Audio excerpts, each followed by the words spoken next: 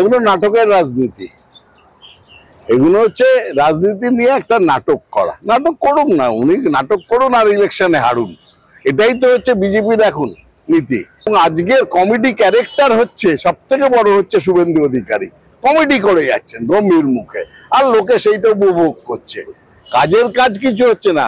Serious রাজনীতি বলতে যেটা বোঝায় সেটা আর মানুষ কিন্তু শুভেন্দু অধিকারীর কাছ থেকে এক্সপেক্ট করছে না।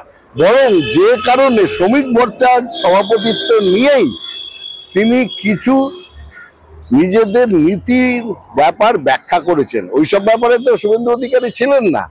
উনি এখন বলছেন এদের নিয়ে চলতে হবে, হিন্দু মুসলমান ভাই ভাই সবাইকে নিয়ে চলতে হবে, এসবগুলো আমরা দেখতে পাচ্ছি।